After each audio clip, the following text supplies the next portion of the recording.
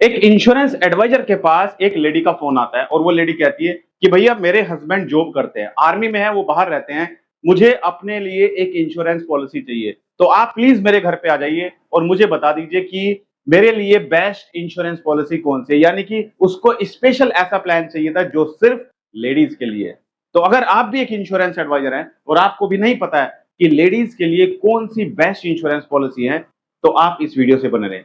अगर आप पहली बार हमारे YouTube चैनल से जुड़े हैं, चैनल को सब्सक्राइब करना मत भूलिएगा और साइड में जो बेल आइकन है उस पर क्लिक करके नोटिफिकेशन बेल को ऑल पर सेट कीजिएगा। और अगर आप हमारी वीडियो हमारे फेसबुक पेज पर देख रहे हैं, हमारे फेसबुक पेज को लाइक कीजिए, फॉलो कीजिए और वीडियो अच्छी लगे तो वीडियो को लाइक और शेयर जरूर कीजिएगा। दोस्तों, 90% इंश्योरेंस एडवाइजर इसलिए फेल हो जाते हैं क्योंकि 90% इंश्योरेंस एडवाइजर के फेल होने का कारण सिर्फ यही है कि जो पॉलिसी कस्टमर को चाहिए वो पॉलिसी आप दे नहीं पाते या फिर उसको समझा नहीं पाते हैं। जैसे अभी एक लेडी का फोन आया कि सर मुझे स्पेशल प्लान चाहिए लेडीज के लिए, लेकिन हम उसको सेटिस्फाई नहीं कर पाए, हम उसको नहीं बता पाए कि लेडीज के लिए कौन सी बेस्ट इंश्योरेंस पॉलिसी है। और 90% इंश्योरेंस एडवाइजर इसलिए फेल हो जाते हैं। अपॉइंटमेंट तो मिलती है, कस्टमर अपॉइंटमेंट तो दे देता है और आप जाकर पॉलिसी भी समझा देते हैं, लेकिन वो पॉलिसी आप जो उसको समझा के आए वो 100% सेटिस्फाई नहीं हुआ। इसीलिए वो बोलता है कि कल मैं आपको फोन करके बताऊंगा, फैमिली में डिस्कस करके बताऊंगा, और वो कभी फोन करता ही नहीं है। एम आई राइट और रॉन्ग? बताइए मुझे कमेंट करके। यही होता है, 90% इंश्योरेंस एडवाइजर इसीलिए फेल हो जाते हैं। हम कस्टमर के पास जाते हैं, उसको उसी टाइम पर अगर हम पूछ लें कि सर अगर आपके और भी कोई क्वेरीज है, कोई डाउट है तो आप पूछ लीजिए, राइट। हमें पहले समझना है कि अगर एक हस्बैंड है, हस्बैंड वर्किंग है, ये कौन है? वर्किंग है, जॉब करता है, और इसकी जो वाइफ है वो क्या है? वो हाउस वाइफ है, वो हाउस वाइफ है, राइट। और ये लेडी जो चाहती है वो चाहती है कि मेरे लिए इंश्योरेंस पॉलिसी होनी चाहिए।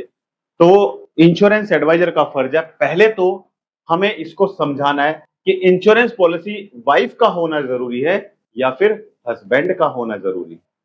और हम 90% इंश्योरेंस एडवाइजर ये बात बताते नहीं, समझा नहीं पाते हैं, और हम गलत गलत हम गाइडेंस कर देते हैं जिसके कारण कस्टमर का विश्वास टूट जाता है या फिर वो गलत पॉलिसी का चुनाव कर लेता है, राइट। तो हमें क्या करना है? हमें पहले जो लेडी हमें बुला रही है, जो कह रही है कि मुझे इंश्योरेंस पॉलिसी चाहिए सिर्फ मेरे लिए, हमें उसको समझाना है कि देखिए मैडम, बात सुनिए, आप इंश्योरेंस पॉलिसी अपने लिए लीजिए या अपने हस्बैंड के लिए लीजिए, हमारी तो पॉलिसी बिकनी है, राइट। हमें तो पॉलिसी सेल करनी है, हम तो पॉलिसी सेल कर देंगे, लेकिन पहले आप लॉजिक समझिए।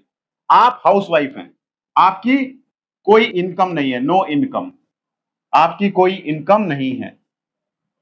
आपके हस्बैंड है, ये वर्किंग है, ये जॉब करते हैं, इनकी इनकम आती है, सैलरी आती है।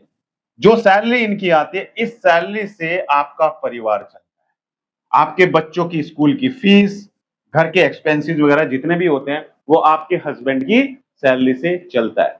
छोटे छोटे बच्चे हैं, 3 साल का बेटा है आपका, 2 साल की बेटी है, इन बच्चों के फ्यूचर के लिए आपके हस्बैंड जो पैसा कमा रहे हैं यहीं से स्कूल की फीस जाएगी।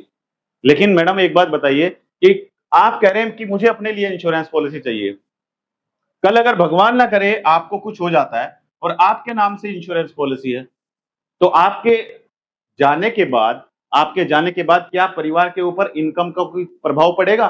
क्या परिवार की इनकम बंद होगी? बच्चों की स्कूल की फीस तो तब भी जाती रहेगी। लेकिन जो आपके हस्बैंड सैलरी से जॉब से पैसा कमा रहे हैं, अगर कल भगवान ना करे ये इनकम बंद हो जाती है, तो मैडम कैसे आप अपने बच्चों के स्कूल की फीस देंगे? कैसे आपका परिवार चलेगा? कैसे आपके बच्चे पढ़ाई करेंगे? सोचिए जरा मैडम।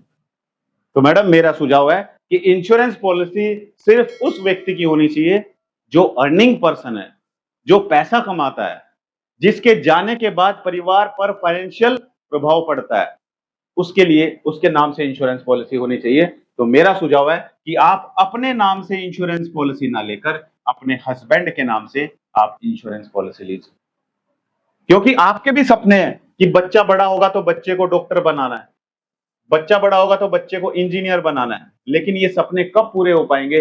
जब बच्चे को हायर स्टडीज के लिए पैसा मिलेगा, तो इसीलिए आज ही जरूरत है अपने बच्चों के फ्यूचर के लिए बेस्ट इंश्योरेंस पॉलिसी लेने की, राइट। तो अगर लेडी कहती कि नहीं मुझे तो अपने ही नाम से इंश्योरेंस पॉलिसी चाहिए, तो आप लेडी के नाम से भी इंश्योरेंस पॉलिसी करते हो, लेकिन 90% लेडीज को ये बात समझ आ जाएगी।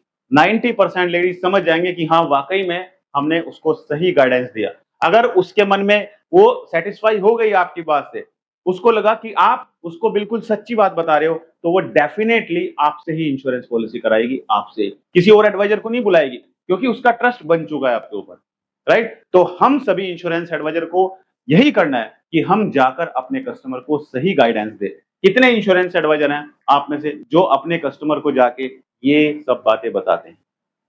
और हाँ दोस्तों, आप सभी इंश्योरेंस एडवाइजर बहुत सारे कमेंट करते हैं हमें, बहुत सारे आपके सवाल आते हैं और कहते हैं कि सर प्लीज सर कुछ ऐसा तरीका बताइए जो हम एक दिन में एक दिन में ही 4-5 पॉलिसी करें, रोज हमारी पॉलिसी क्लोज हो, रोज हमारा बिजनेस आए। तो अगर आप इसके बारे में वीडियो जानना चाहते हैं तो कमेंट करके बताइए मुझे, मैं एक सेपरेट वीडियो बनाऊंगा। दोस्तों, अगर ये कस्टमर को आप सेटिस्फाई कर पाए तो आप इसको फिर कोई भी पॉलिसी बता सकते हैं, जैसे जीवन लक्ष्य पॉलिसी आप बता सकते हैं। जीवन लक्ष्य पॉलिसी में 3 बेनिफिट होते हैं, सभी इंश्योरेंस एडवाइजर को ये बात पता होगी। अगर आपको नहीं पता है जीवन लक्ष्य के बारे में तो कमेंट कर दीजिए, हम आपको स्पेशल वीडियो बनाकर समझा देंगे। लेकिन हाँ, जीवन लक्ष्य में बहुत सारे एडवाइजर क्या करते हैं, उनको पता ही नहीं है कि अगर हाउसवाइफ है तो हाउसवाइफ को क्या टर्म राइडर दिया जा सकता है।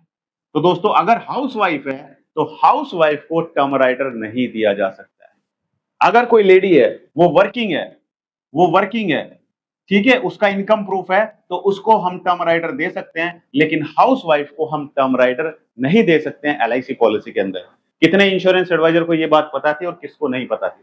क्योंकि ये छोटी छोटी बातें दोस्तों हमें हमारे बिजनेस को ग्रो करने में मदद करती है। जितनी नॉलेज आपको होगी, अगर कस्टमर आपको यही बात बोल दे, या आप कस्टमर के पास जाके कस्टमर को कमिट करके आ जाए कि लेडी के केस में हाउसवाइफ को हम टर्म राइटर देंगे और बाद में टर्म राइटर नहीं दिया, तो ये भी गलत होता है। कभी भी रॉन्ग कमिटमेंट ना करें, अपने बिजनेस को ग्रो करने के लिए बिल्कुल सच्चाई की तरफ चलें, जो सच है वही बताएं।